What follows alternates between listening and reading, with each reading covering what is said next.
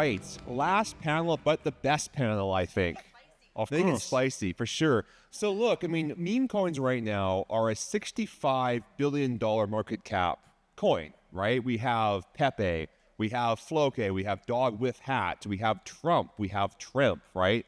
It seems pretty silly that something that this is absurd like this is worth this much money, but it's crypto, and it is. So just deal with it, guys.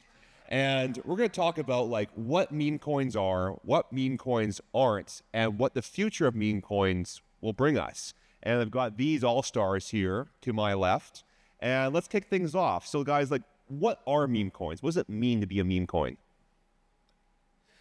I think what can be a consensus solution is an asset that doesn't pretend to have any kind of fundamentals. And when you look at the history of the blockchain and the ecosystem, there's been meme coin all the time, but they used to pretend. So the altcoin era of 2014, we are the new Bitcoin to do X or Y. The ACO, we're gonna revolutionize whatever. And what I love about Bitcoin is that they don't pretend shit. Oh, we are speculative asset, buy it, maybe make some money, maybe probably lose some money, and have fun. And I think that's a great stuff. Yeah, I think the only piece I'd slightly disagree on is I think it's recursive utility, if there is any utility. And what I mean by that is like Bitcoin is the original meme coin. Bitcoin is valuable because Bitcoin is valuable because there aren't many Bitcoin, right? Which is very different than something like Ether, where it's like Ether is valuable because it pays gas fees and you deploy programs, etc. And that is sort of recursive, but there's extra utility out of it. Yeah, most meme coins either have no utility or it's entirely self-referential utility. How I see is a new affordable vehicle for people to come in to play around for investment. That people doesn't need to go into the big, blue chip Ethereum, Bitcoin, where they something that's easily comfortable, and then can buy a good share of that. So it's just get more people, more Web2 people, the normies into the crowd and experience what's crypto trading. Okay, for sure. So, meme coins are worth a lot of money right now, but how did we get here? Is it because Bitcoin hit all-time highs? Is it because we're all bored at home? Like, why are we here right now? I think one of the most important things when you look at investor ethos and psychology is the unit bias.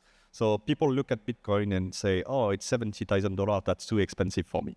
And that's actually a thing. And everybody in the room knows that you can buy a few Satoshi of Bitcoin. But most people, when they start in the industry, they say, oh, I need one Bitcoin and that's the minimum. So the meme coin are alongside a long history of cheaper and alternative assets that you can find in the industry. Litecoin, which was one of the first altcoin in 2011, was like, we are Bitcoin, but we do 4 times more blocks, so it's faster and it's better and it's cheaper. So Bitcoin is gold, Litecoin is silver, and for me, it was the first meme coin. Sure, okay. Yeah, I like that. I mean, so where to start? Silly uses of technology always predate productive uses of technology. And I think that also applies to market cycles, where there's a certain amount of degen frothiness that goes into meme coin crazes, whether it's sort of the original ones, we had Doge and those sort of tokens, or whether it's the stuff we're seeing now. And a lot of that activity just happens to be happening on Solana. Definitely not all of it, but a good chunk of it. And you will see that rotate out probably into more credible projects as that sort of if this continues to be a bull market and we continue to see the market rise. You're saying that Dog with Hat is not credible? A Dog with Hat is great, but it is one of those things where I think it's exactly like we were talking about. There's a sense of the money making opportunity is not in fundamentals, it's in speculation.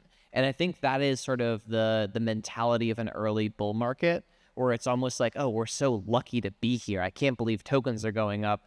This worthless thing is going up even more, right? And there's something to that feels very, like you talk to people who are meme coin traders, they must feel like they're getting away with it.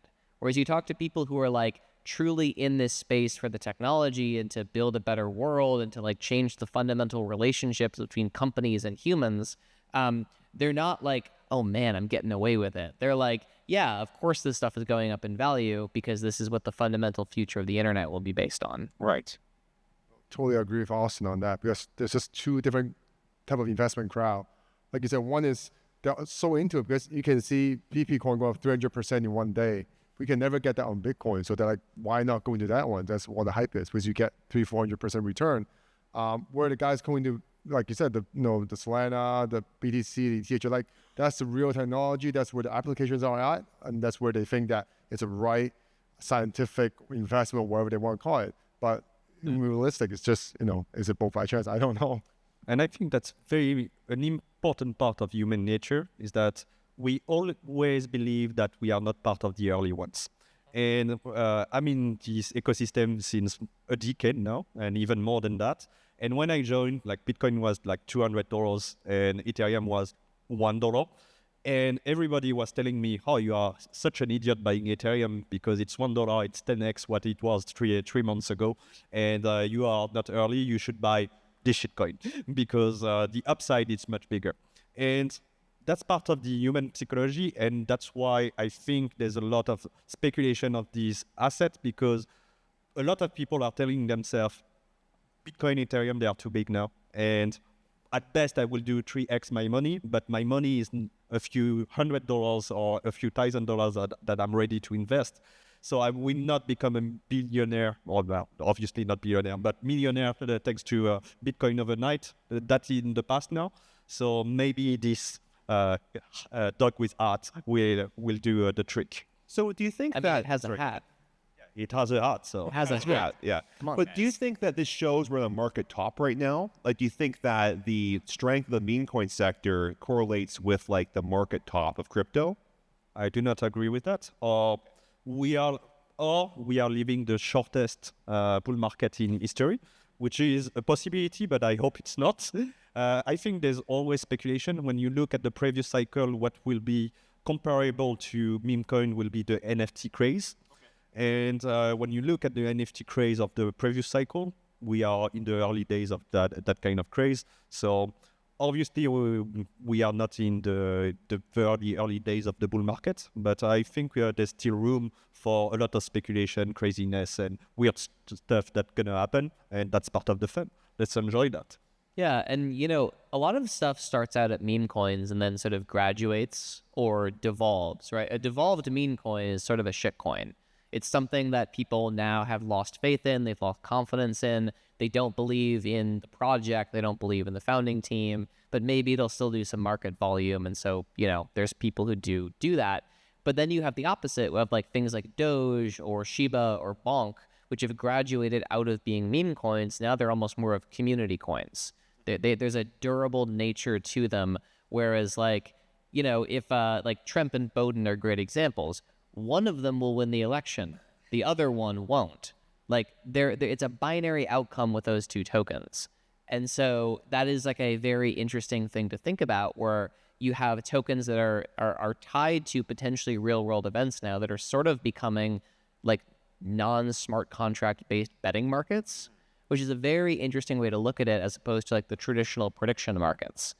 It's a good point, because actually Polyfi now, so the Trump, the Bowdens, whatever, it's now worth $500 million as a market cap, right? Which is insane, because there's nothing really to these tokens except for a funny picture and a misspelled name. Or is there, right? Is there actually more to someone aping in on Bowden as a Democrat, or Trump if you're not? I have to step in just for 1 second. I will take my hat of Aave protocol, which is the largest liquidity protocol of the industry. There's a huge difference between market cap, fully diluted valuation is actual liquidity. It's worth $500 million, but it's not fit for Aave or this kind of market, because are you able to sell $1 million of it without and it's actually quite important to. Sometimes we are attracted to big numbers, but when you look at the real economic activity, and the stock market is like that as well, the real figures are much lower. Okay, so it's not as liquid as you might think it is, but still it's a big market regardless, right? There is some money behind it. This is the whole thing about like something is worth what someone will buy it from you at. Anything else is just complicated financial products. Right. Oh, totally agree with that. If there's a buyer, there's a market, right? Yeah, I mean, this was the problem with a lot of NFTs in the cycle too, right? It was like, and we were talking about this kind of backstage, is that just because something has a list price doesn't mean that you can sell it for that. We see this in real estate all the time, right? This was the 2008 housing crash in the United States, where there was a price for something that was a paper price, and then there was actually what you could sell it for if you tried to go to market with it. And the delta there was really huge, but no one really caught the delta until, well, some people caught the delta, but the market didn't catch the delta until, it had to. At that point, it caused, cascading failures across a whole bunch of other spaces. I don't think meme coins are a systemic threat to, blockchain because things aren't built on them. But if we started to see, Maker or Aave start to pull in like, oh, we have a collateralized back with meme coins, that would be something that would start to worry me. It's actually quite important. I'm someone that is actually optimistic for this ecosystem. And what my conclusion is that every cycle, the ecosystem becomes better overall. And when you look at the first cycle, the altcoins era, where everybody was just forking the Bitcoin coin base and then pre-mining that and trying to sell it, you had no exit for this asset until a centralized exchange decided to list it. And otherwise, it was just valueless. The most recent cycle with NFT, you had to find your offer, had to find a peer-to-peer demand to actually realize the value of your asset. With meme coin, there's actually pools, so you can exchange it on decentralized exchange. You don't have to wait for the Binance to list your asset to give it actual value. Everything happens on chain. So for me, it's a net improvement and positive compared to what we had in the past. So that's something that I want to emphasize as a benefit. But do you think that meme coins have grown at NFT's expense? Because NFTs were the darling of the last cycle, and now the Bored Ape Yacht Club has a very low floor price. Like, nothing's happening there. But meme coins, right, that is up and coming, right? Do you think there's correlation there? I mean, cannibalization of the market is always hard to define and actually correlate, right? Are people not excited because of that, or is it because of ApeCoin, or is it because of all the other projects that, like, there's lots of theses you can come up with why something's price has moved or not moved. I think NFTs are easier to have artificially supported markets than it is for meme coins. You don't say. Wash trading? You said it, not me. You said sweep the floor. Yeah. But, at the same time, like, I actually think meme coins are an incredibly important part of these ecosystems because they do a few things. The first is it is some sort of test of what community sentiment is, right? If everyone is willing to get hyped up about a meme coin, that's a good, indication of what the sentiment is in crypto now. It is sort of the closest thing we have to polling, right? Like in politics, you have, or, other sorts of sample data polling, someone calls you up and asks you a bunch of questions. Your willingness to ape into a meme coin is effectively a statement on your confidence in the market. Whether it should be or not is a very different question, but these things really are correlated there. The other component is these are basically free or low-cost stress tests for networks. The same way that, inscriptions, right? Inscriptions found a ton of core bugs in the Bitcoin core. Turns out if you try and write a bunch of arbitrary JSON into chains, a lot of things break. But the work that was done when they found out a lot of these bugs in core Bitcoin when inscriptions happened have directly made the Bitcoin L2 more viable now. It's actually quite interesting. Would you say that the meme coin events or era of was the equivalent of what Ethereum experienced with CryptoKitties back then in 2016? Oh yeah, CryptoKitties totally broke Ethereum. Yeah. Kevin, what do you think? I think coming back in the back room, Austin was saying that this kind of, new meme also drive a lot of new community out, but also actually have enough funding to actually build real substantial product. So it's more like turning things around where you don't build a product and then you try to launch a token and try to get funding. Now it's actually the other way around. You launch a token first. There's people are trading. You're getting trade volume. You're actually getting the fund behind it, and then there's already the community is already built, and we're actually putting fund in there, and then the team can actually build a product or project out of it, which is with the last 2 years, it's basically just what happened. And I think it's, fundamentally it's very, very different. But it's something good out of that rather than just economic or, money-making tool. Okay, so Thailand's SEC has banned meme coins from exchanges down there. They've said there's no actual value behind these meme coins, but there must be something. So let's talk about value. Like, what is the value of the meme coin and how you define value? Ethereum is smart contracts, right? Bitcoin is digital gold. But what is the meme coin value play? To me, it's decentralized betting markets. So just like you said, Austin, it's a very low friction market for betting and high speculation.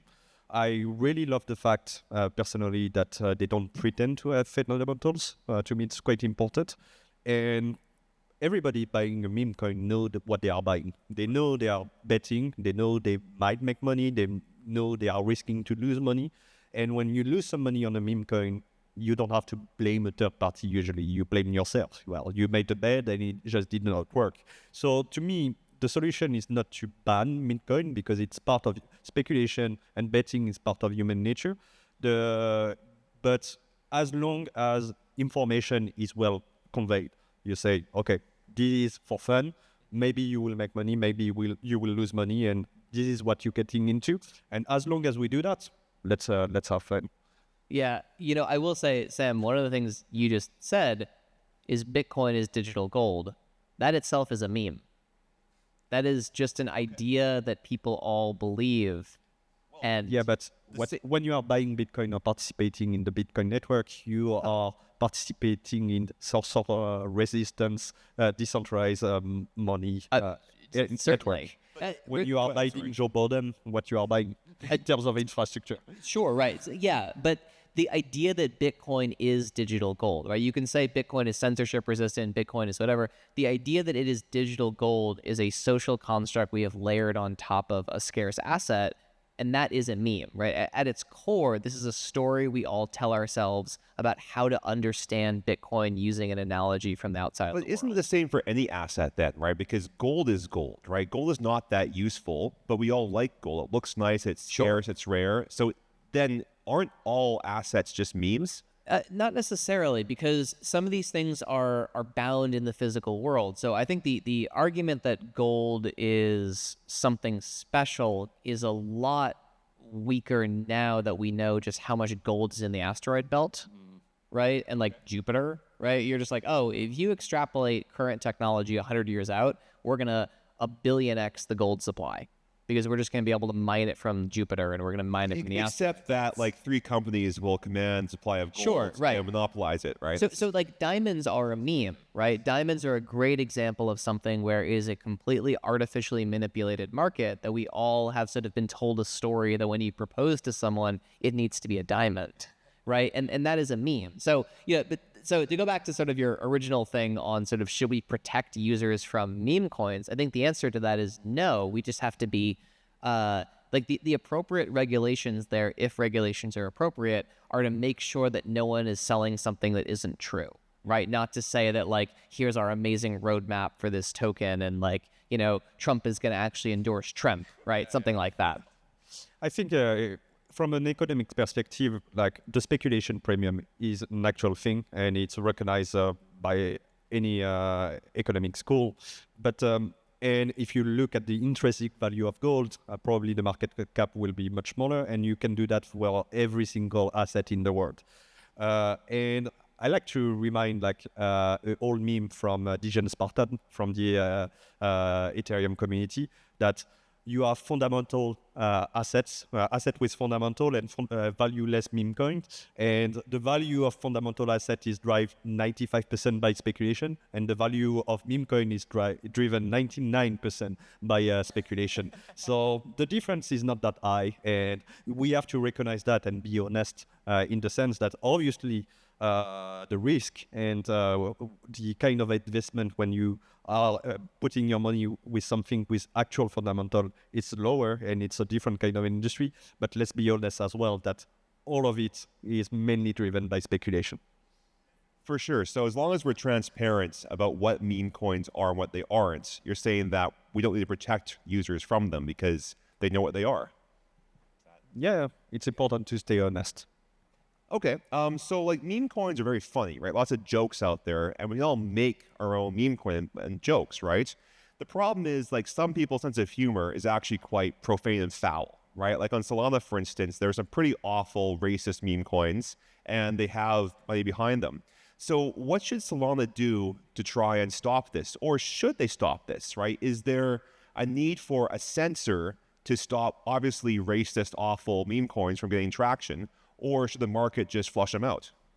Yeah, so the analogy here is very much how the internet works as well, right? And so if you look at the internet, the base layer of the internet is fairly permissionless. It's not as permissionless as we'd like, but it's fairly permissionless.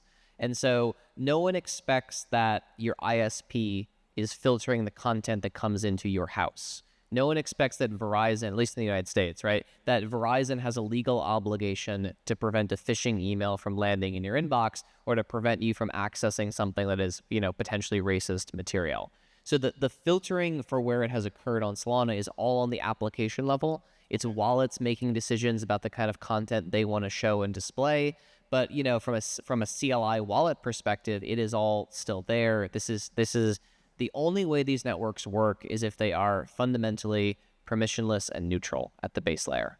Okay, so there's a rule for the wallet or for the DEX to screen tokens. Yeah, this is what optionality is all about, right? There's this sort of maximally libertarian view, which is like all things in crypto need to be open to everyone. And that's actually a very flattening view of what choice means. Choice is the right for a wallet developer to say, I'm going to institute a block list. And to be fair, almost every wallet in almost every ecosystem does this. They filter out spam NFTs. They filter out spam tokens.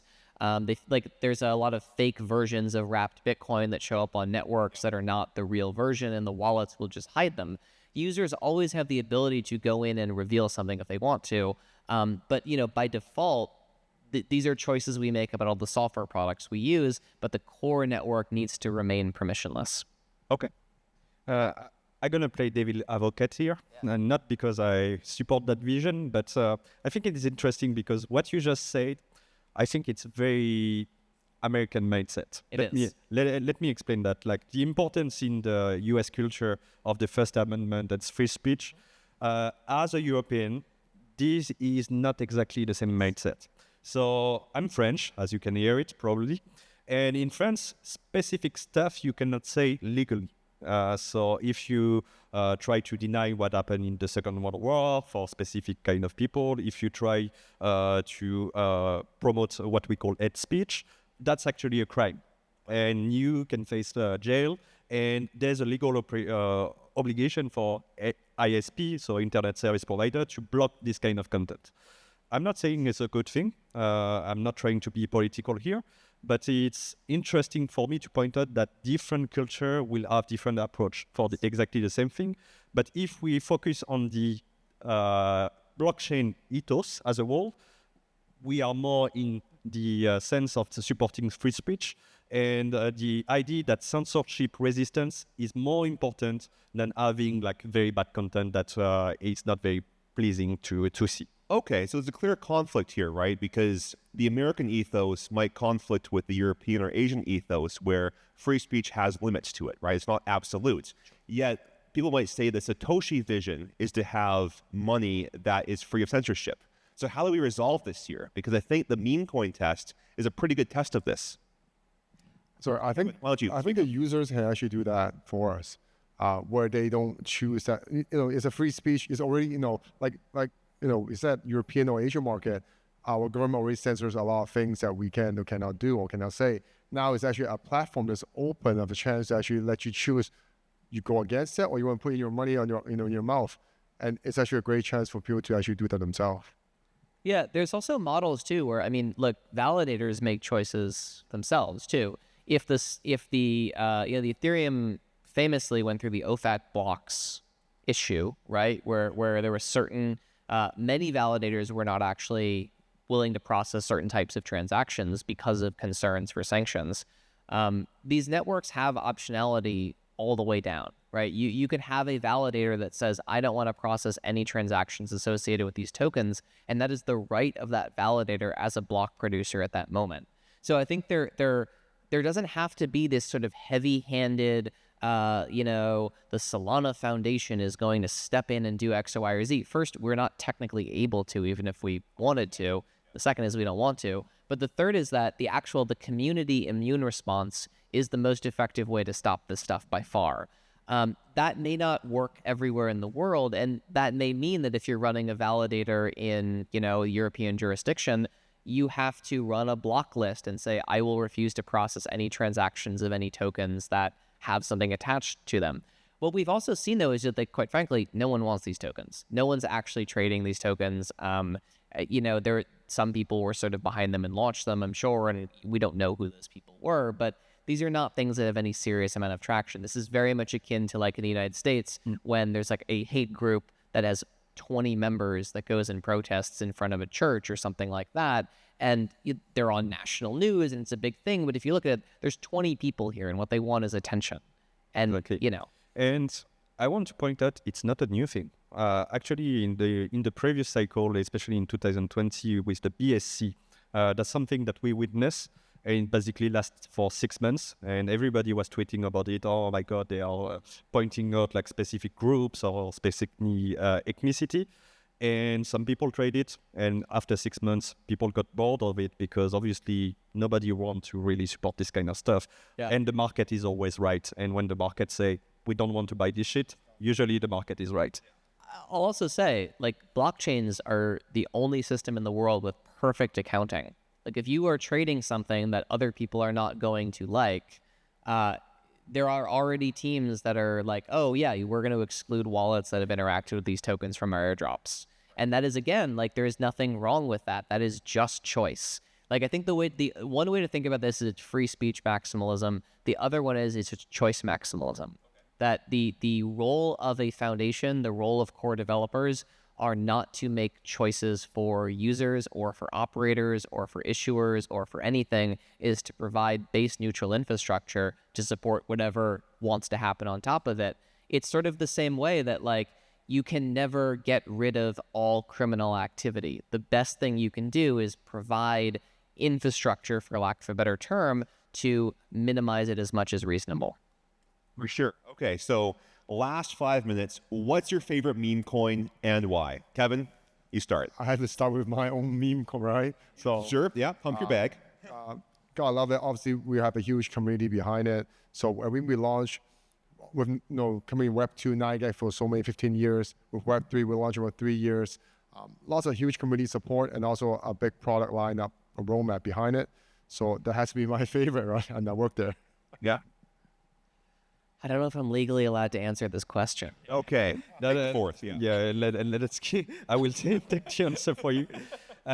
Personally, I'm not into meme coin, but I have a past and still a present of valueless DeFi governance assets, especially in the last cycle. So I was big in, I will not make any publicity on any asset, but I think it's quite interesting. So it's not completely valueless and fundamental-less, but the fundamentals were so weak that meh.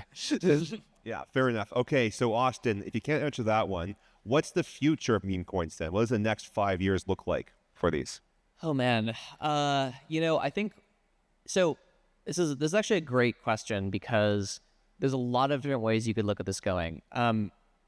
The evolution of memes over the last, let's call it 3 years, it just as internet culture, has fundamentally changed what the nature of a meme is. TikTok, however you think about TikTok, has done incredible things for internet culture, where now you can just have a piece of a meme that references 12 other memes, and we all understand the complex relational graph that goes into that. I mean, like with hat is sort of the closest thing we've seen to this in crypto, where now there's like various different types of animals that are now wearing hats, and some of that is just like cash grabby weirdness. But I'm really excited to see this idea that like memes are becoming giant open inside jokes. Yeah. That's like the best thing that TikTok ever did. So in 50 years, the university students of the future will look back at us and have a course, I guess, on meme coins and memes in general. Yeah, like, memes of 5 years ago is like the television of the 1950s, where there were 2 TV stations and everyone watched them, right? And the memes of like 5 years ago were very sort of generic, and it's like, oh, everyone knows the Drake meme, and the Drake meme is still great, but like the cool stuff now are just these like little things that someone can do, and a third of the people in the room are like, oh, I know exactly what you're doing, and no one else picked up on it. And it's actually quite a good analogy, because I believe memes and high speculation, valueless speculation is here to stay, but I want to warn people that it's not meaning that the current memes will be valuable in 5 years and in 10 years. And the analogy with internet celebrity is quite important, but because if you look at the YouTube superstar of 2010, almost none of them are still active. And they just stopped, or they lost their audience, and now they are still TikTok superstar, still YouTube superstar, but not the same guys. For sure. So Kevin, you get the last words. No, I agree to both of them. So obviously with meme culture, starting from 9gag such a long time, has been evolved with short form videos and more. And I think meme token will evolve into bigger things and better things, but it's gonna take time. They'll make the dreams, those memes. All right, guys, thanks so much.